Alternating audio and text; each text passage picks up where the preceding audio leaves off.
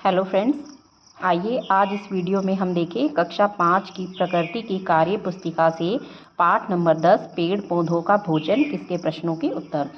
इसमें प्रश्न नंबर 1 है, नीचे दिए गए चार्ट को पूरा कीजिए। पौधों में पोषण, इसमें देखिए इसको ये दो भागों में बांटा जाता है, एक है स्वपोषी और ये है परपोषी। स्वपोषी क्या होते हैं? जो अपना भोजन स्वयं बनाते हैं, जैसे हरे पेड़ पौधे। तो ये हमें फिल करना था, हमने इसमें भर दिया स्वपोषी। फिर है परपोषी, तो इसको हम कौन सी 4 कैटेगरी में डिवाइड करते हैं, जिसमें है परजीवी, मृतोपजीवी और 2 हमें भरने हैं। तो एक में आएगा सहजीवी और नेक्स्ट में आएगा कीटभक्षी।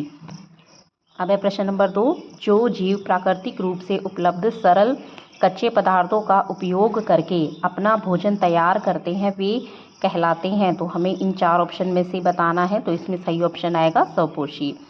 फिर है अंतर लिखिए, जिसमें हमें परजीवी और मृतोपजीवी इनमें अंतर बताने हैं। तो परजीवी क्या होता है? परजीवी अपना भोजन दूसरे जीवित पौधे एवं जंतुओं से प्राप्त करते हैं, जैसे अमरबेल। और मृतोपजीवी क्या होता है? मृतोपजीवी अपना भोजन मृत एवं गले सड़े पदार्थों से ग्रहण करते हैं, जैसे कुकुरमुत्ता। नेक्स्ट प्रश्न है, अंतर लिखिए स्वपोषी और परपोषी में। तो स्वपोषी क्या होता है? स्वपोषी अपना भोजन स्वयं बनाते हैं, जैसे हरे पेड़ पौधे। और परपोषी क्या होता है? परपोषी अपने भोजन के लिए पेड़ पौधे एवं अन्य जीव जंतुओं पर आश्रित होते हैं। नेक्स्ट पेज पे प्रश्न दिए हैं, निम्नलिखित में से किसकी अनुपस्थिति में पत्तियों में प्रकाश संश्लेषण नहीं होगा। तो हमें इसमें 4 ऑप्शन दिए हैं, जिसमें से आएगा आंसर हमारा क्लोरोफिल। फिर है प्रश्न नंबर 2 इस पेज का, निम्नलिखित विकल्प में से कौन सा कथन सही है। तो हमें इसमें 4 ऑप्शन दे रखे हैं कि सभी हरे पौधे अपना भोजन स्वयं बना सकते हैं। तो ये कथन सही है। अधिकांश जानवर स्वपोषी होते हैं। प्रकाश संश्लेषण के लिए कार्बन डाइऑक्साइड की आवश्यकता नहीं होती है। प्रकाश संश्लेषण के दौरान ऑक्सीजन मुक्त होती है। तो हमें इसमें से कौन से कथन है वो सही बताने हैं। तो हमारा यहाँ पे कथन क और घ ये हमारा ठीक है, तो हम इसमें ऑप्शन में लगा देंगे अ। नेक्स्ट प्रश्न देखते हैं, जब हम आवर्धक लेंस के माध्यम से पत्ती की निचली सतह का निरीक्षण करते हैं तो हमें कई छोटे छोटे छिद्र दिखाई देते हैं। ऐसे उद्घाटनों के लिए निम्नलिखित में से कौन सा शब्द दिया गया है। तो यहाँ पे भी हमें 4 ऑप्शन दिए गए हैं, तो इसमें हमारा जो आंसर है वो है अ, जिसमें आएगा पर्णरंध्र।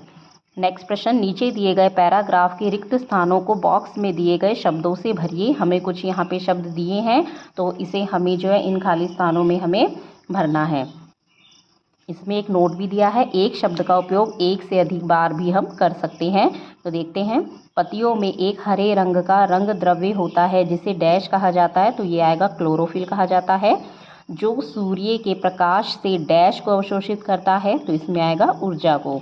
यह डैश की प्रक्रिया में, कौन सी प्रक्रिया होती है? प्रकाश संश्लेषण की प्रक्रिया में कार्बन डाइऑक्साइड और पानी जैसे कच्चे माल के साथ प्रयोग किया जाता है, जिसके फलस्वरूप भोजन का निर्माण होता है।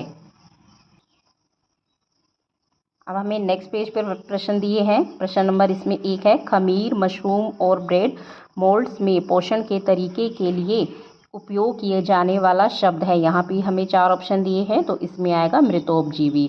नेक्स्ट है, कौन सा पौधा परजीवी पोषण लेता है। तो इसका आंसर आएगा अमरबेल, हम इस पर टिक कर देंगे। फिर है, मशरूम और कवक मोल्ड्स कहाँ कहाँ विकास करते हैं। तो इसका उत्तर देखते हैं, मशरूम और कवक ठंडे और नम इलाकों में, पेड़ों के नीचे, लकड़ी के टुकड़ों के नीचे, बगीचों में पाए जाते हैं।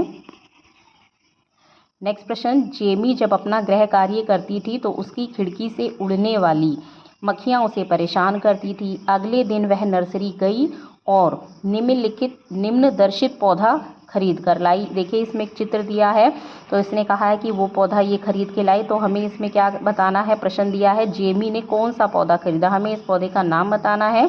तो इसका नाम है वीनस फ्लाईट्रैप। ये पौधा क्या करता है? इसमें जो भी अगर कोई भी कीट पतंगा अगर यहाँ पे बैठता है तो ये पौधा उसको अपने अंदर बंद कर लेता है।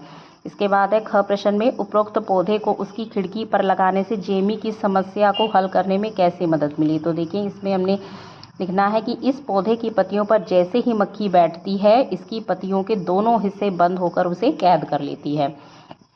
फिर है नेक्स्ट प्रश्न, नीचे दिए गए तीर के निशान क्या दर्शाते हैं। उचित विकल्प के सामने सही का निशान लगाइए। तो ये हमें ये दे रखा है, देखिए पहले यहाँ से घास दी है, फिर हमें खरगोश दिया है और इसके बाद भेड़िया। तो इसका मतलब ये हुआ कि भेड़िया खरगोश को खाता है। इसमें ये जो आंसर है वो सही है। नेक्स्ट पेज है पेज नंबर 51, इस पे हमें कुछ भी नहीं दिया है। नेक्स्ट पेज आता है 52, देखते हैं इस पे क्या प्रश्न है। नीचे दिए गए खाद्य श्रृंखला में जीवों को दर्शाया गया है, पेड़ पौधे, कीड़े व पक्षी। तो इस खाद्य श्रृंखला के लिए ऊर्जा का स्रोत क्या है? तो हमें इसमें 4 ऑप्शन दिए हैं। तो जो खाद्य श्रृंखला का मुख्य स्रोत होता है वो सूर्य होता है, तो हमने इसमें ऑप्शन पे टिक कर देना है। प्रखर किताब में पढ़ता है कि सभी प्राणियों और वनस्पतियों का भोजन सूर्य पर निर्भर करता है। इस वाक्य से आप कितना सहमत है लिखिए। तो इसका आंसर है पेड़ पौधे अपना भोजन सूर्य की प्रकाश की उपस्थिति में बनाते हैं और सभी प्राणी पेड़ पौधों पर निर्भर हैं।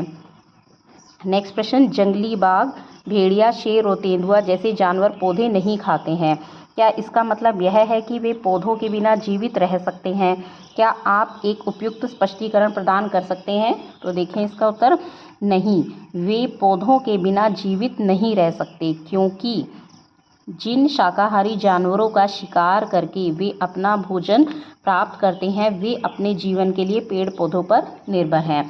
तो ऐसे ये जो जानवर होते हैं, जंगली जानवर, वो शाकाहारी जीव जंतुओं को मारकर खाते हैं, लेकिन जो ये शाकाहारी जीव जंतु होते हैं उन्हें जीने के लिए पेड़ पौधों की ज़रूरत होती है। तो इस तरह से एक अप्रत्यक्ष रूप से जो जंगली जानवर होते हैं वो भी पेड़ पौधों पर ही निर्भर करते हैं। देखें नेक्स्ट प्रश्न, नीचे दिए गए शब्दों से रिक्त स्थानों की पूर्ति कीजिए। ये हमें यहाँ पे ऑप्शन दिए हैं, हमें इनमें से फिल कर देना है। क है जो उत्पादक के द्वारा बने हुए भोजन को ग्रहण करते हैं, वो क्या होते हैं? उपभोक्ता। ख, वो जो सूर्य के प्रकाश, पानी, कार्बन डाइऑक्साइड और खनिज लवण का उपयोग करके अपना भोजन बनाते हैं, तो वो क्या होते हैं? उत्पादक। ग है जो दूसरे प्राणियों का भोजन के रूप में प्रयोग करते हैं, वो क्या होते हैं? मांसाहारी। लास्ट है जो वनस्पति और दूसरे प्राणियों का भोजन के रूप में उपयोग करते हैं, उनको क्या कहते हैं? सर्वाहारी। नेक्स्ट पेज पे प्रश्न दिए हैं, नीचे दिया गया चित्र एक अधूरी खाद्य श्रृंखला को दर्शाता है। खाद्य श्रृंखला में बंदर के बाद निम्न में से कौन सा जीव आएगा? देखिए इसमें दिया है घास, फिर दे रखा है टिड्डा और इसके बाद हमें दे रखा है बंदर। तो इसके बाद हमें क्या लगाना है? इन चारों में से आएगा खाद्य श्रृंखला के हिसाब से, इसमें आएगा चीता, तो हमें इसको टिक कर देना है। फिर है नेक्स्ट प्रश्न, नीचे दी गई खाद्य श्रृंखला की सहायता से पूछे गए प्रश्नों के उत्तर लिखिए। ये हमें एक श्रृंखला दे रखी है जिसमें घास है, घास को टिड्डा खाता है और फिर टिड्डे को चिड़िया, चिड़िया को सांप, सांप को चील, इस तरह की ये खाद्य श्रृंखला दी है।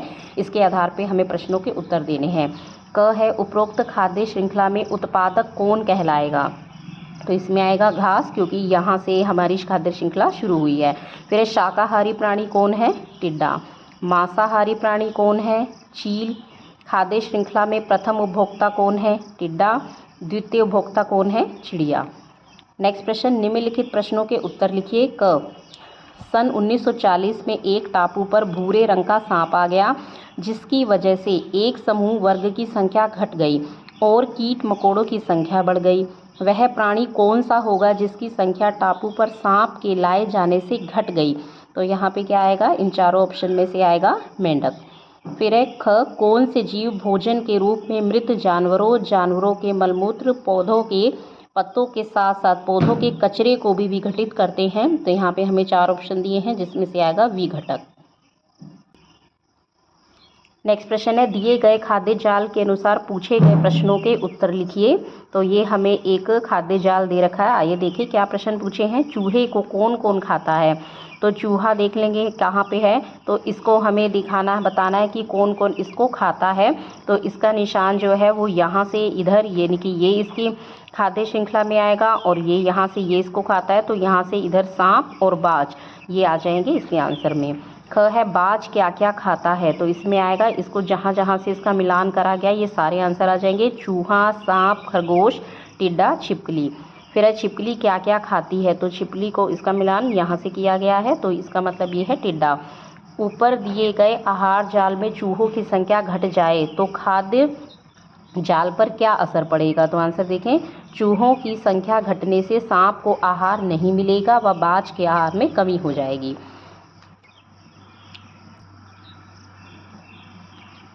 नेक्स्ट है, जब लोग जंगल में घूमने जाते हैं तो छोटे छोटे तालाबों से पानी लेकर उसे उबालते हैं और उस पानी का इस्तेमाल खाना बनाने और पीने में करते हैं।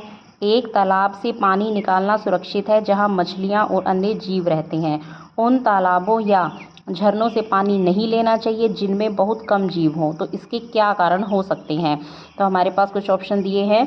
अ है, अधिक जीवों को पकड़कर भोजन के रूप में उपयोग किया जा सकता है। ब, प्रदूषित जल में बहुत कम जीव पाए जाते हैं।